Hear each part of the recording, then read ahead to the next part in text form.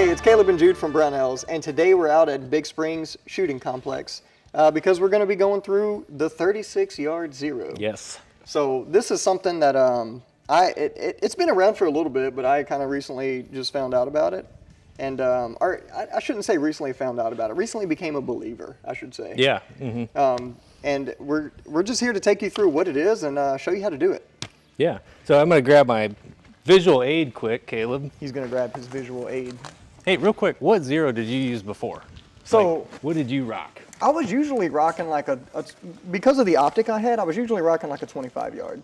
Yeah. So that's kind of been my standard for most of the stuff I've been doing out here.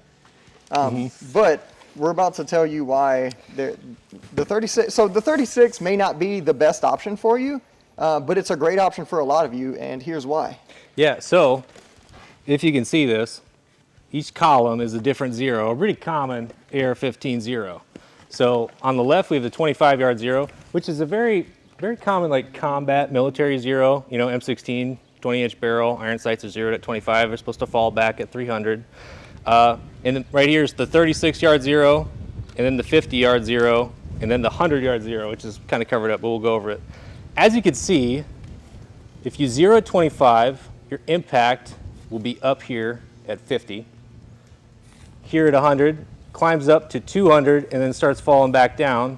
300's right here, 400's down here. So 25-yard zero is a really like competent, unknown distance zero for, you know, it'll get you in the ballpark, especially like man-sized target, you know, makes sense. Zombie-sized target for YouTube, I guess. Yeah, zombie-sized target. Sure. The 36-yard zero, as you can see, like all of the within 250 numbers are stacked right on top of each other. So for me, like I like to shoot competitions, and we're usually shooting at steel. This is like fantastic, but as you can see, it's got some drawbacks when you get out past that, you know? Right. So what we're trying to say is different zeros for, you know, it's different use cases. The 50, this kind of used to be the king of like red dot zeros, and it's still a really good one because everything is stacked right there from 25 to 200. But then you start to get that same drawback, which is actually a little worse. You can't see this, but 400 would be 20 inches low, 28 inches low. And here's the last one, 100-yard zero. 25 to 150 is kind of stacked right here, but then it plummets. Yeah, it's absolutely wild. That one's terrible. Yeah, so we're kind of looking at, really you could see the same group just slowly getting closer to your point of aim, and right here, the 36, that's the money shot for me, man. Yeah, like, it's excellent. And this is all with M855, right? Yeah. So 62 grain. And like for me, whenever I'm shooting out here, I typically like to use like the Hornady 75 grain, which shrinks these groups even more, especially out at distance, and it's insane. Right, and if you're using like a 10.5 barrel, it's gonna open it up a little bit. Yeah. But here, I'll get this out of here. All right. We picked the windiest day. Yeah, that's okay though. It feels, I mean, whatever. It's nice out here. I think 100 was clearly kind of the worst out of the four. Yeah, for sure. But it's okay if you were like Kentucky windaging, because everything's right on the 0 point out to 100. So if you're like a plinker or something like that, that's cool. Kind of makes it easy, I think. Sure, yeah. And like if you want to know what yours is for your specific gun, you can download the Applied Ballistics app for free. And you can even plug in your reticle, and it'll show you where it's going to hit on your reticle. So, I mean, that's a great way to do it. As long as you know what ammo you're shooting, and at least a roundabout of your muzzle velocity, then you can just plug it into the app and you're good to go. But, I mean, with all that being said, let's actually zero your rifle to that. Yeah, sounds good. All right, so now we're going to go ahead and jump into the zeroing. I'm going to spot for him. I got my spotting scope here because 36 yards is so far away. But first, Jude's going to do a quick bore sight. Yeah, so just to get on paper, and bore sighting does a pretty good job of getting you close. I'm just going to, I got it all set up in this super nice tripod. And as best I can, it's a solid white target, so not super easy, but I'm gonna get it somewhere near the center, like that. And then just kind of click this over. Yeah, so this right here will save you ammunition. So if you can do this, I definitely recommend doing it. Also, you can use whatever target you want for this. We're just using a silhouette with a mark in the middle. That's it. But you can do this with any target. Yeah. Yeah. So I think I'm gonna be on paper with my first shot now. When, like, you know, I mounted this, I actually lapped the rings, leveled out the scope and everything like that, and still, like, starting out, it's a good thing we did this because I was like way up here. Yeah. But I'm ready to roll. Yeah, let's jump right into it. Let's do some shooting.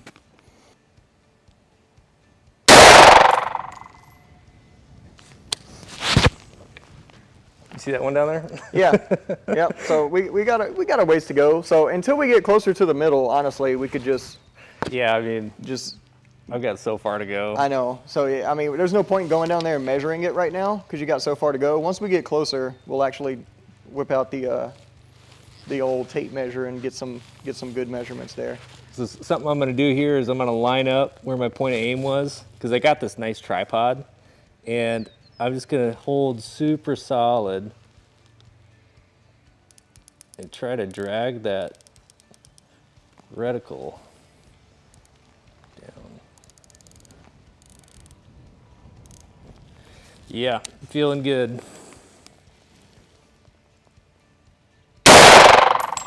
Whoa. Yeah, that's you pretty much nailed it. I'd say so. Your point of aim, I'm guessing, is right in the middle of that dot there. So we can even refine that a little bit more. You know, I'd say put 2 more rounds down range, just to get a group. Yeah, good idea. And then we'll go from there.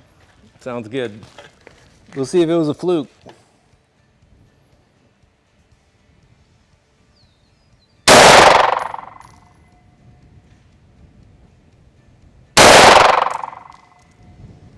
I'll do one more, Caleb. Yeah, I was gonna say, do that. Ooh, and there was a flyer. It was me. Yeah, well, It was all me. nobody's perfect. Except for, like, there's some people down in the comment section that are perfect, and they're gonna critique the heck out of that, but that's okay.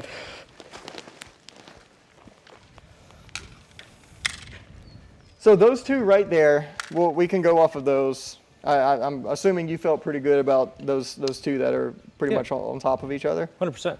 Yeah, so let's go down and measure it, and we'll see exactly how far you need to move using math and science. Sounds good. All right, let's go.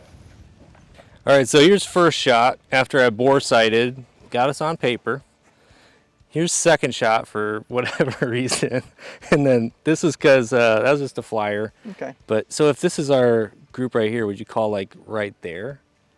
Yeah, I'd say that's pretty dang close. If we measure from, you know, the middle of this group right here and move it down and then shoot again. So what I'm seeing like 5/8 of an inch high, Okay. and you could maybe say like an eighth of an inch right for windage. Okay, so here's the important information, because this is what you're going to need to know whenever you're adjusting your optic. And I'm using my phone because I went to the Louisiana public school system. So, with that being said, 1 MOA is 0.3769 inches at 36 yards. So, you can use that information to dial where you need to go. So, yeah, so with this, we know exactly how far we need to go. We know what the adjustments on our scope are, right? If yours is MOA, yours might not be MOA, so you'll have to adjust for that. But this right here, knowing that number, that's the magic number. That's what you need to know to get your adjustments in. Yeah. So with that being said, we're gonna go make our adjustments and shoot it again. And this time, Jude is gonna be super accurate, and they're all gonna be touching. Yep. All right, so we're gonna go ahead and take our second shot group, but as you can see, we did change bays just because of the wind. The wind's crazy. It's not nearly as windy on this bay, so we switched bays, got our target set back up, 36 yards, and then we're jumping back into it for your viewing pleasure. Also, Jude got tired and he wanted to sit down, so Yeah. we moved to a bay with a bench. So Sit down's better. Yeah. So what did we say? Come down 6. Yes. That was right. Okay. That's what you So, said. let's do that and then put some shots on the target. 2, 3, 4, 5, 6. All right. You ready, Caleb? I am so ready. Let's do it. All right.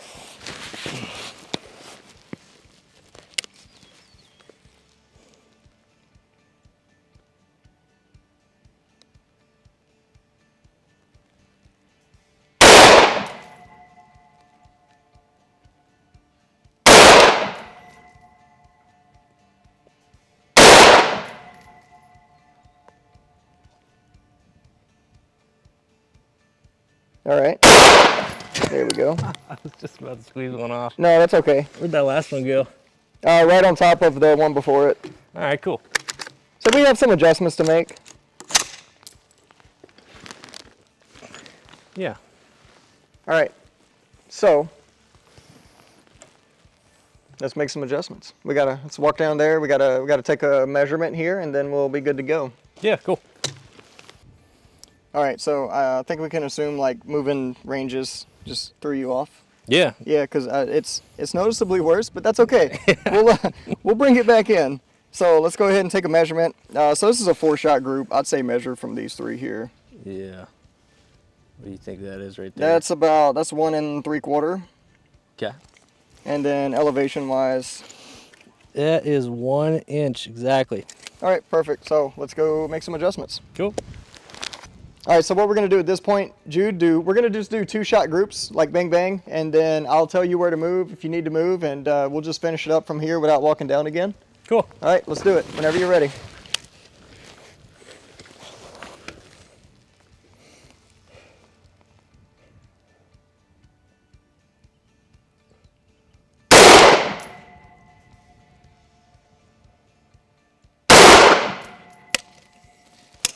All right, so come up 4 and right 3. It looks like we may have over adjusted on that first one.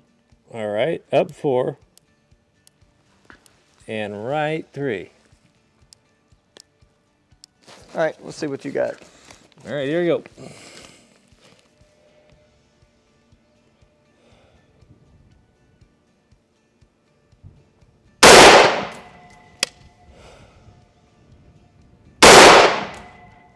Perfect. All right, come up 1, right 1, and see what happens. Because you're on the circle. I just want to get you in the middle of it. Sounds good. Yeah, those 2 shots were right on top of each other. He's gonna go reload. But yeah, those last 2 shots right on top of each other at the bottom of the circle. Okay. Here we go.